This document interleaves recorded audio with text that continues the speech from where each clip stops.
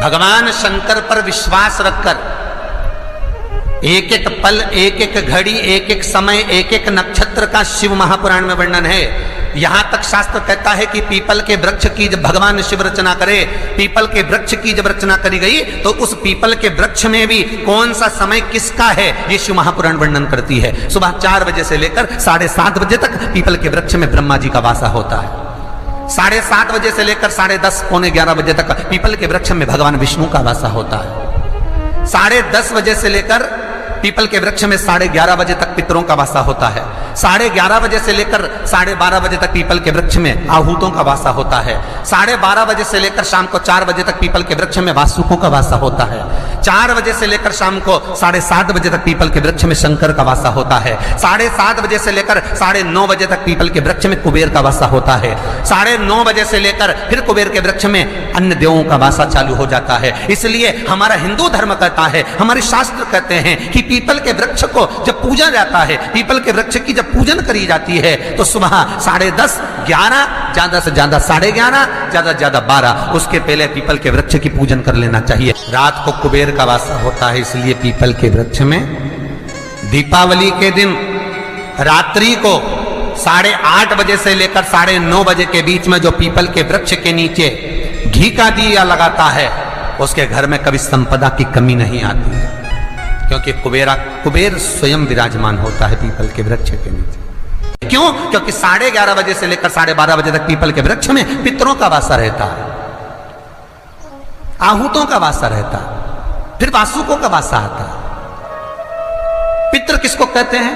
महाराज जो पूरी उम्र लेकर चले गए और उनके भीतर अभिलाषाएं बहुत थी, मैं ये भी करना चाहता हूं, मैं ये भी करना चाहता हूं, वो पितृ हो जाते हैं। आहूत किसको कहते हैं? जिस माता के गर्भ में बच्चा जन्म ले और मर जाए, या 6 महीने का गर्भ धारण करने के बाद अवर्षण हो जाए, जीव पड़ने के बाद 6 महीने के बाद अगर बच्चा गर्भ में भी शांत हो जाता है, कुंवारी अवस्था में शांत हो जाता है, जिसका विवाह नहीं हुआ ऐसा बच्चा जब शांत हो जाता है, अधोगति में कोई मर जाता है, सुसाइड कर एक्सीडेंट में किसी भी रूप में मर जाता है, तो वो आहूत कहलाता है। दिया लगाओ और मंदिर में जब दीप प्रज्वलित करो, उस समय पर जब मंदिर में दीप लगाएं और मंदिर में जब दिया प्रज्वलित करें, अगर गोल बाती है तो वो तो दिए के बीच में ही होगी, फूल बाती है तो वो दिए के बीच में होगी।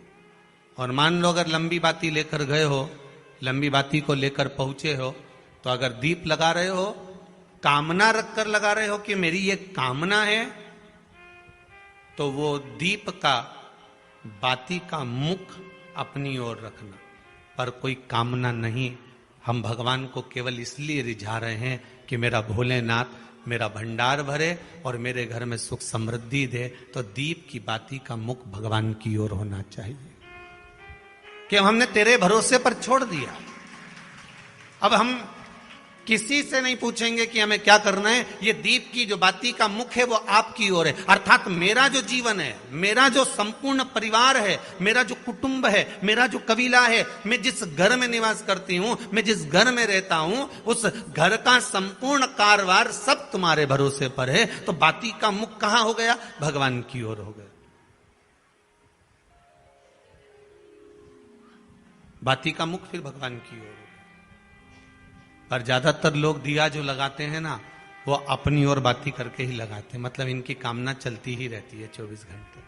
कुछ कुछ कामनाएं इनकी जागरूक रहती है, इनकी कामनाएं निरंतर रहती है। पर उस बाती में जब आप अपना संपूर्ण परिवार, संपूर्ण अपने परिवार का, दुकान हो, धंधा हो, व्यापार हो, व्यवसाय हो, चाहे आप जितना भी कार्य कर रहे हो, फैक्ट्रियां चला रहे हो, वो सब अपने भगवान के भरोसे पर दे दिया, भगवान की ओर दे दिया। तो इसका मतलब ये नहीं है कि बाती का मुख भगवान की ओर हो तो तुम भगवान के बिल्कुल करीब में ही बाती का मुख कर लगा दो और भगवान को मालूम पड़े चोट लग जाए, ऐसा भी नहीं।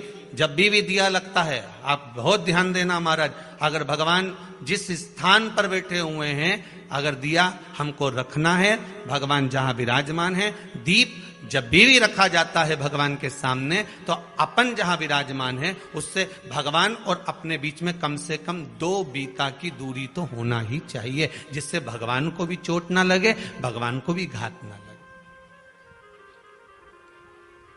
तुलसी महारानी को जो दिया लगाया जाता है वो तुलसा महारानी से दूर लगाना चाहिए। तुलसी के क्यारे में दीप लगाने का प्रमाण नहीं है कि तुम तुलसी के क्यारे के अंदर दिया लगाओ।